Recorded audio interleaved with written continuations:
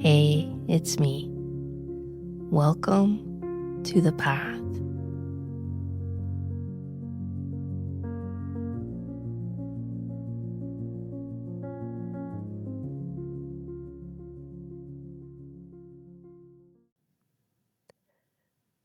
Take a quiet breath.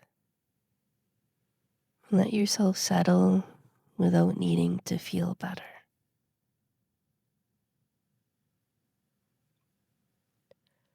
Suffering is not a topic we approach lightly. Each of us carries places that have been broken open. Loss, illness, disappointment, grief that changed the shape of our lives. Today, we don't try to escape these places. We turn toward them with gentleness. There's a common misunderstanding on the spiritual path. The idea that awakening should remove pain, that faith should shield us from loss, that joy means the absence of sorrow. But this is not the way of Christ. Christ said, "Blessed are those who mourn, for they shall be comforted." This is not a promise that pain disappears. It's a recognition that mourning opens something sacred. It breaks the shell of self-sufficiency. It reveals the tender heart beneath our defenses. Suffering becomes destructive when it's denied or hardened against. When grief turns into bitterness, when pain turns into blame, when crisis turns into identity. But suffering becomes transformative when it is felt honestly, when it's allowed to move through the body, when it's met with compassion instead of resistance. Crisis has a strange power. It interrupts the story we thought we were living. It exposes what cannot hold. It forces questions we were avoiding. Illness slows the body so the soul can speak. Loss empties space so something deeper can enter. Failure strips away illusions so truth can stand clearer. Now, none of this makes suffering pleasant. It doesn't romanticize pain, but it reveals its potential. Pain is a gateway. It softens the heart. It teaches humility. It opens empathy. When you have truly suffered and allowed yourself to feel it, your compassion changes. You no longer speak from theory. You recognize the trembling in another's voice. You understand silence. You feel connected rather than separate. This is how pain transfigures into joy. Not because sorrow vanishes, but because the heart expands.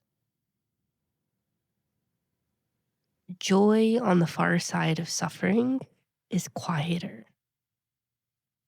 It's not dependent on circumstances. It carries depth. It knows that life can't be controlled, only met. This is initiation, the crossing of a threshold that can't be reversed. The moment when innocence is not lost, but transformed. The new earth is not built by people who have never suffered.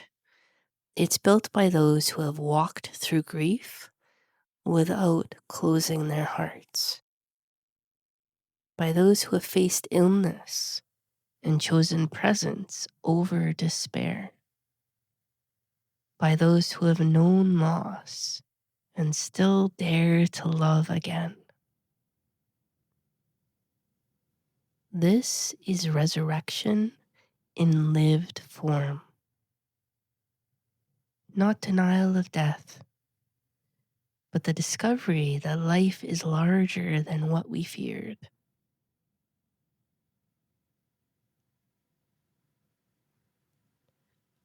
Take a moment now and bring into mind a place of suffering in your life. You don't need to revisit the full story, only acknowledge it. Notice what it taught you, not in lessons forced, in qualities grown. Did it deepen your compassion, your patience, your capacity to sit with others in silence?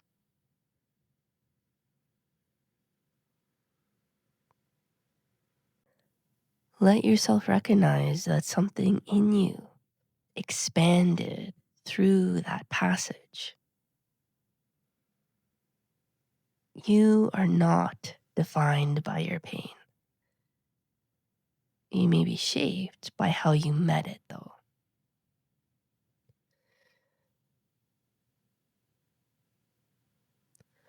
May your sorrow be honored rather than hidden. May your grief soften into compassion. And may you discover that even in the deepest mourning, life is still moving quietly toward greater love.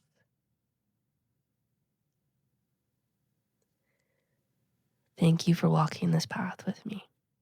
Until next Sunday, may the comfort promised to the morning find you in its own way. You've been listening to The Path with Dr. Candice Esposito. Thank you for walking with me. Love you. Connect soon.